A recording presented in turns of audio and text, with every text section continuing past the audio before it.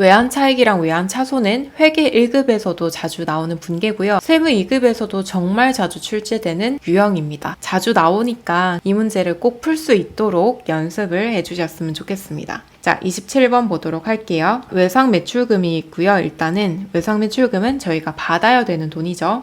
자, 외화 외상 매출금 4만 달러 전액 회수되고 원화로 환가되어 보통예금에 입금되었다. 자, 그러면 외상 매출금 자산 감소 시켜야겠죠. 돈을 받았기 때문에 자산 감소를 시켜주시고요.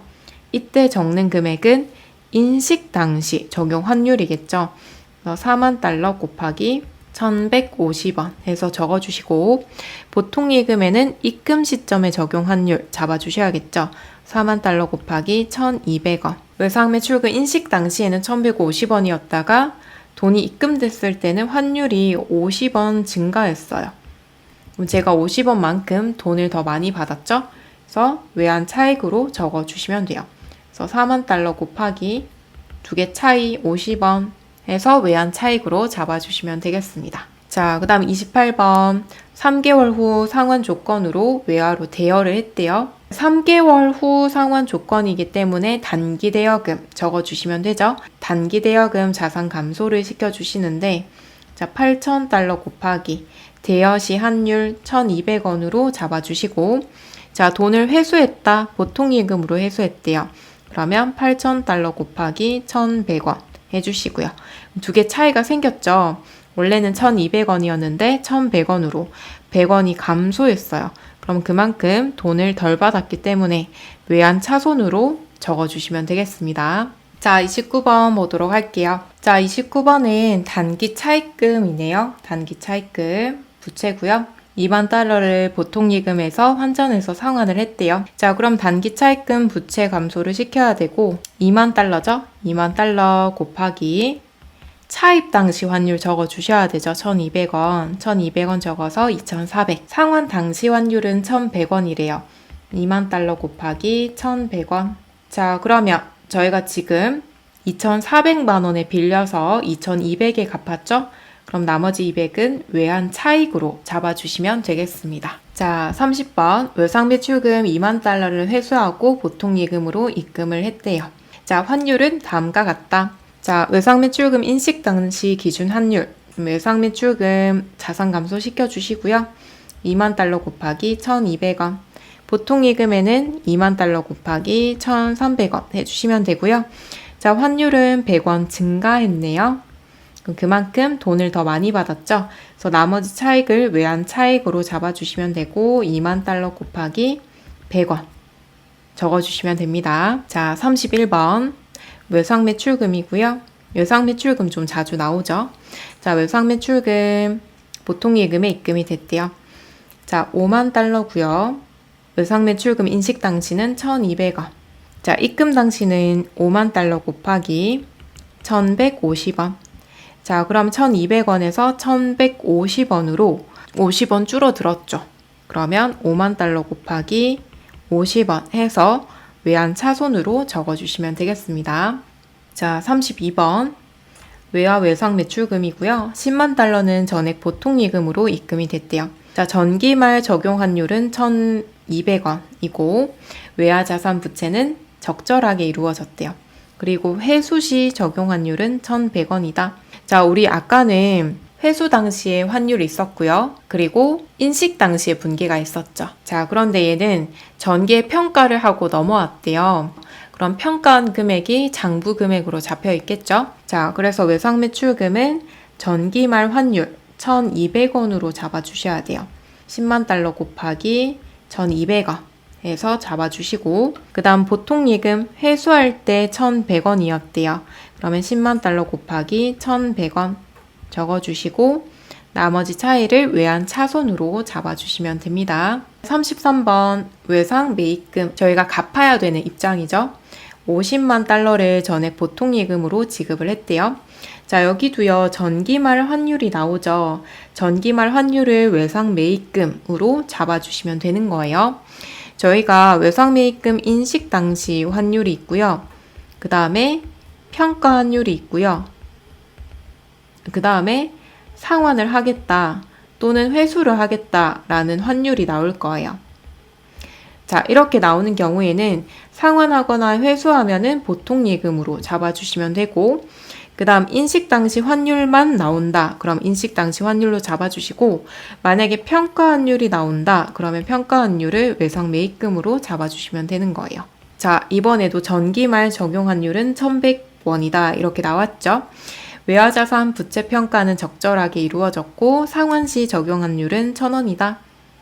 자, 우리가 갚을 때 환율이 보통 예금으로 이렇게 들어와야겠죠? 자, 전기말 적용 환율이라는 얘기는 외상매입금 인식 당시 환율이 있을 거고요. 인식을 하고 그 다음에 12월 31일 날 평가를 하겠죠. 그죠? 자, 평가를 했다면 평가한 금액으로 외상매입금이 잡혀 있을 거예요. 그래서 만약에 인식한 것만 나오면 인식 적어주시고 평가했다 그러면 평가 적어주시면 되는 거예요. 뒤에 있는 걸로 적어주시면 되는 겁니다. 자, 그래서 1,100원으로 잡아주시면은 외환 차익 발생하죠. 자, 환율이 100원 떨어졌죠. 그럼 떨어진 만큼 저희가 덜 갚아도 되기 때문에 외환 차익이 뜹니다. 자, 8번 부가세 납부 보도록 할게요. 자, 미지급 세금으로 처리되어 있던 일기 예정 신고분의 부가세 미납분 120만 원을 납부 불성실 가산세랑 함께 보통 예금에서 이체를 했대요. 자, 미지급 세금으로 처리되어 있었다라고 하니까 미지급 세금 잡아주시고요. 부채 감소 시켜야겠죠? 그 다음 납부 불성실 가산세는 세금과 공가로 잡아주시고요. 대변에는 보통 예금 잡아주시면 되겠습니다. 자, 그 다음 35번 이번에도 부가세 미납액이 있다. 자, 부가세 미납액은 미지급 세금으로 잡으라고 하네요. 그러면 미지급 세금 잡아주시고요.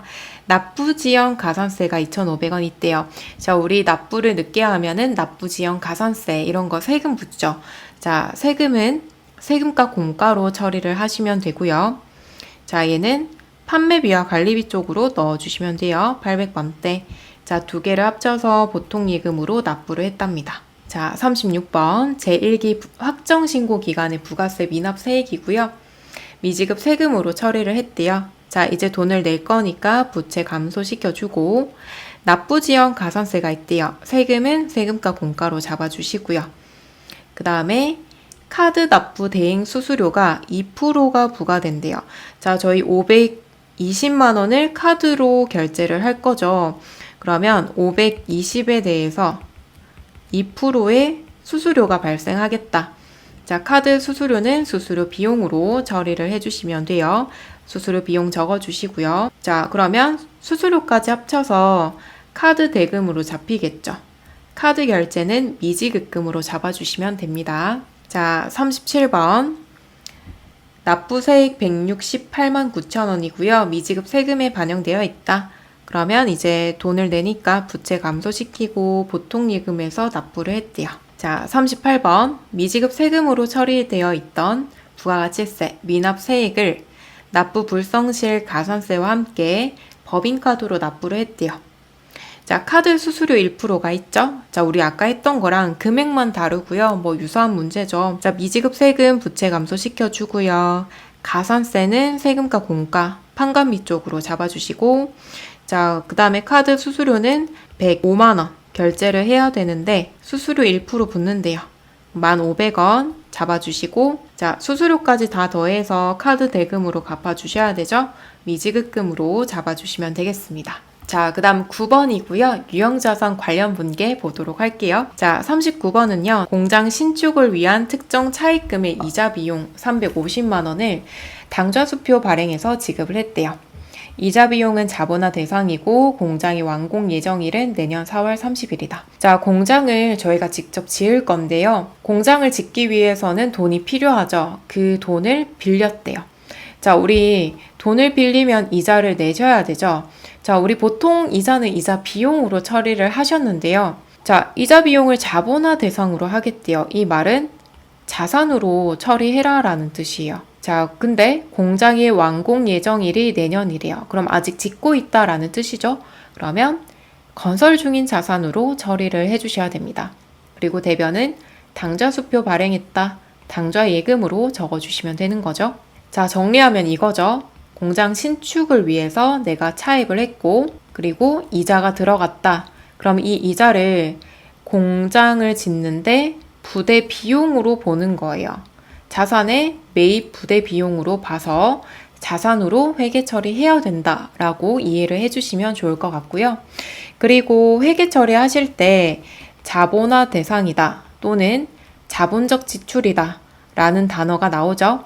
자본이라는 단어가 나오면 자산으로 회계 처리해 주시면 되겠습니다. 자, 40번 보도록 할게요. 자, 기계장치를 직원의 중대한 실수로 더 이상 사용할 수 없게 되었대요. 자, 순공정가치와 사용가치는 모두 빵원이고 감가상각비는 고려하지 않겠대요. 자, 그럼 일단은 기계장치가 사용할 수 없게 되었기 때문에 자산 감소를 시켜주셔야 됩니다. 이때는 취득 가액으로 3천만 원 잡아주시고 그 다음 감가상각 누계액 정리해 주셔야겠죠? 550 차변에 정리해 주시고 자 그러면 지금 현재 기계장치의 장부 금액이 2,450만 원이 남아있는 상태인데 직원의 중대한 실수로 사용할 수 없게 된 거죠? 그런 경우에는 유형자산 손상 차손으로 잡아주셔야 돼요. 자 직원의 중대한 실수다 그러면 유형자산 손상 차손으로 잡아주시면 되겠습니다. 자 그리고 혹시나 그냥 폐기 처분했다. 더 이상 사용하기가 좀 그래가지고 폐기 처분했다. 그러면 유형자산 손상차손이 아니라 유형자산 처분 손실로 잡아주셔야 돼요. 자, 이거 두 개 구분 잘 해주셔야 됩니다. 41번은 정부보조금 문제입니다. 업무와 관련된 자산을 취득하는 조건으로 정부보조금을 받았고요. 50%는 상환 의무가 없는 지원금이래요. 그리고 나머지는 3년 후에 갚아야 된대요. 자, 일단은 차변에 보통예금 잡아주시고요. 상환 의무가 없는 지원금은 정부보조금으로 잡아주셔야 됩니다. 자, 그런데 정부보조금을 검색을 하시면 한 개가 뜨지 않을 거예요. 자, 이때는 보통예금에 돈을 받았죠? 그러면 보통예금으로 잡혀있는 정부보조금을 넣어주셔야 돼요. 자, 그 다음 3년 후 상환해야 된다. 그러면 갚아야 된다는 거죠. 뭐 이자는 싸게 해주겠죠. 대신에 원금은 다시 갚아야 되기 때문에 장기차입금, 부채로 잡아주시면 되겠습니다. 자, 그 다음 42번. 자, 자동차를 구입하는 과정에서 취득해야 하는 공채를 현금 30만 원에 구입을 했대요. 공채의 공장 가치는 22만 원이고 단기 매매 증권으로 처리하고 있다. 자, 저희 승용차나 아니면 건물을 구입하실 때 공채라는 것을 구입을 하셔야 돼요. 채권을 사야 됩니다. 자, 근데 원래 공채의 현재 금액은 22만 원짜리인데 저희가 더 비싸게 구입했죠. 이 두 개의 차이를 차량 운반구로 처리를 해주셔야 돼요. 자, 그래서 일단 공채는 단기 매매 증권으로 처리를 한대요. 그래서 단기 매매 증권 적어주시고 지금 현재 금액, 공정 가치를 잡아주시는 거예요. 자, 근데 실제로는 30만 원 주고 구입을 했죠? 그럼 나머지 두 개 차이 8만 원은 차량 운반구로 잡아주시는 거예요. 자, 그래서 정리를 하면 공채를 단기 매매 증권으로 처리를 하기로 했고요. 아니면 매도 가능 증권으로 회계 처리해라 라고 나올 수도 있어요. 어쨌든 문제에서 제시하는 계정 과목으로 잡아주시고 공채는 현재 금액, 공정 가치로 잡아주시면 되는 거예요. 지금 현재 금액. 자, 근데 추가로 더 납부해야 되는 금액이 있을 거예요. 지금처럼 8만 원 더 추가해서 납부를 했죠. 액면 금액과 공정 가치의 차이는 유형자산의 매입 부대 비용으로 봐서 유형 자산으로 처리를 해주셔야 되는 거예요. 자, 그 다음 10번 보도록 할게요. 자, 10번은 대손 회수 문제고요. 대손 회수는 두 가지 유형으로 나올 거예요. 대손 세액공제를 적용하지 않는다. 두 번째는 대손 세액공제를 적용을 하겠다. 이렇게 두 가지 유형으로 나올 거예요. 자, 대손 세액공제를 적용하지 않겠다라고 하면은 떼인 돈을 받은 경우죠. 이럴 때에는 차변에 현금, 돈 받은 거 적어주시고 대변에는 대손 충당금 적어주시면 되겠죠. 대손세액공제를 적용을 받겠다라고 나오면 일단 돈 받았죠? 적어주시고 대손충당금 적어주시고요. 그리고 부가세 예수금을 적어주셔야 되는 거예요. 자, 그래서 세액공제를 적용받았다 그러면 부가세를 다시 내셔야 되기 때문에 부가세 예수금으로 적어주시면 되겠습니다. 자, 43번 볼게요. 자, 전기에 대손 처리했던 외상매출금 600만 원 중 절반을 현금으로 회수를 했대요. 자, 단 부가가치세법상 대손세액공제는 적용하지 않는다. 자, 적용하지 않겠다라고 하면은 부가세 예수금은 신경 쓰지 않으셔도 됩니다. 자, 우리 전기에 대손 처리했다라고 나오죠. 그러면 외상매출금은 못 받으니까 자산 감소를 시켜주고 600, 그 다음에 대손 충당금이라는 계정 과목을 썼을 거예요. 그죠? 자, 근데 지금 단기에 회수를 했습니다. 돈이 들어왔죠?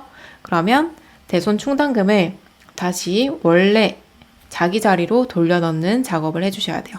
그러니까 대손 처리했던 거를 취소 처리한다라고 봐주시면 돼요. 차변에 있던 계정을 대변으로 보내면서 취소 처리한다라고 생각해 주시면 되겠습니다. 자, 그 다음 44번 전기의 파산으로 인해서 대손 처리했던 외상매출금 대손세액공제를 받았대요. 그러면 부가세 처리해야겠다 생각해 주시고요. 현금으로 회수했대요. 자, 그럼 현금 돈 들어왔죠? 그 다음에 대손 충당금 취소 처리해 주시고요. 그 다음 부가세 예수금 공제를 받았대요. 그러니까 제가 원래는 떼인 줄 알고 100만 원을 공제해 주세요 라고 나라에다가 신고를 했어요. 근데 제가 돈을 받았죠. 부가세 10만 원을 받았습니다. 이 10만 원은 제가 그냥 가지고 있는 게 아니고 다시 내야 돼요. 그죠? 세금이니까 다시 내셔야겠죠? 그래서 부가세 예수금으로 잡아서 나중에 부가세를 납부해 주시면 되겠습니다. 45번 전기의 회수 불능으로 대손 처리했던 외상매출금 440이고요. 그 중에 절반을 현금으로 회수했대요. 자, 전액 회수했는지 절반을 회수했는지도 잘 봐주셔야겠습니다. 자, 현금 회수했대요. 그럼 현금 들어와야 되고 대손 취소 처리해 주시고요. 그 다음 대손세액 공제를 받았대요. 그러면 220 중에 20만 원은 제가 부가세 명목으로 받았기 때문에 다시 납부를 해주셔야겠죠. 그죠? 세액 공제를 받았다. 내가 떼인 줄 알고 공제를 받았는데 다시 돈을 받았대요. 그럼 국가에다가 세금 납부해 주셔야겠죠? 부가세 예수금으로 처리를 해주시면 되겠고요. 자, 따라서 대손세액 공제를 받았다라고 한다면은 부가세 회계 처리해 주시고 대손세액 공제를 받지 않았다 혹은 고려하지 않겠다라고 하면은 부가세 예수금은 회계 처리하지 않으시면 되겠습니다. 자, 다들 고생 많으셨고요. 문제 한번 쭉 다시 한번 풀어봐 주시고 혼자서 풀었을 때에도 틀린 문제가 있다. 그럼 그 문제는 시험장에 들어가셨을 때에도 틀릴 확률이 굉장히 큽니다. 잘 체크를 해주셨다가 시간이 나실 때 틈틈이 봐주시는 것을 추천드리도록 할게요. 꼭 시험에 합격하시길 응원드리겠습니다.